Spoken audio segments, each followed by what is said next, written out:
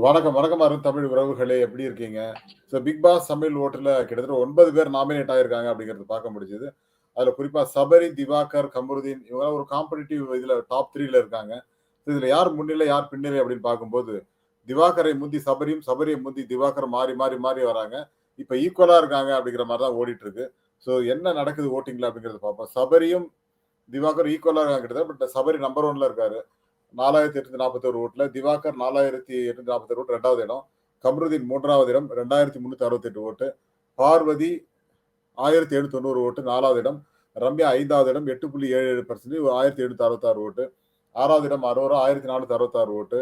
FJ 1046 ஓட்டு. அப்சரா 1043 ஓட்டு. கெமி 976 ஓட்டு.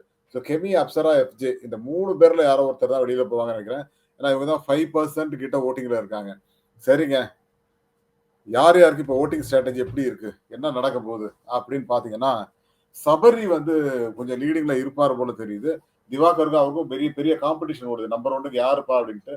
திவாகர் பார்வதியோடயே இருந்தாருன்னா, அவரோட பெர்சன்டேஜ் குறைய வாய்ப்பு இருக்கு. சபரி வந்து நியாயமா விளையாடுனா, அவருடைய வோட் இன்கிரீஸ் ஆகுறதுக்கும் வாய்ப்பு இருக்கு. திவாகர் பார்வதியோட பேசிட்டு இருக்கிறதுனால மக்களுக்கு அவர் மேல ஒரு சின்ன கோபம் இருக்கிறது. கிட்டத்தட்ட இவங்க 2 பேரும் 48% ஓட்ட ஷேர் பண்ணிக்கிறாங்க. மீதி இருக்கிற 50% 7 பேர் ஷேர் பண்றாங்க. அப்படி பார்க்கும்போது கம்ருதீன் 3வது இடம் 11.7%. கம்ருதீன் கிட்ட நெறைய மக்கள் கேம் எதிர்பார்க்குறாங்க. அவர் ஜாலியா இருக்காரு. ஆனா, சில இடங்கள்ல நியாயமா நடந்துக்க மாட்டேங்கிறாரு. மென்டல்ங்கிறாரு, ம முட்டாள் அப்படிங்கிறாரு, ஃபூல் அப்படிங்கிறாரு. ஏதேதோ சொல்லிட்டு இருக்காரு. திவாகர். அந்த இடத்துல அவர் கொஞ்சம் சறுக்குது. பட் அதெல்லாம் கரெக்ட் பண்ணாருன்னா, கம்ருதீன் ஒரு காம்படிட்டிவ் பிளேயரா வருவாரு. பார்வதி உங்க எல்லாருக்கும் தெரியும். ஒரு நெகட்டிவ் ஷேடா இன்னைக்கு பிக் பாஸ் வீட்ல இருக்கிற ஒரே ஆள் வந்து பார்வதி தான். மத்தவங்களுக்குலாம் நெகட்டிவ் இருக்கு. நான் இல்லன்னு சொல்லல. பட் இவங்களுக்கு அதிகமா இருக்கு.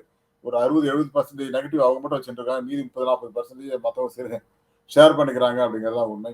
ரம்யா இன்னும் கேமே ஆரம்பிக்கலப்பா. ஒரே ஒரு தடவ திவாகர்ட்ட சண்டை போட்டாங்க. அத தவிர ஒண்ணும் பண்ணலையே ரம்யா அப்படிங்கிற மாரி தான் இருக்கு. ஆ அரோரா அரோரா கிட்ட கேமே இன்னும் இல்ல.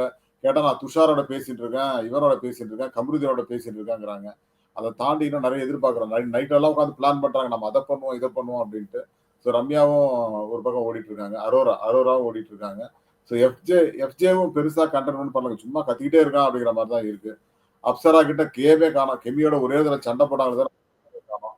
கெமி வந்து நல்லா பண்றாங்க. பட் ஆனா, அது பெருசா ரெஜிஸ்டர் ஆக மாட்டேங்குது அப்படிங்கிற ஒரு குற்றச்சாட்டும் இருக்கிறது.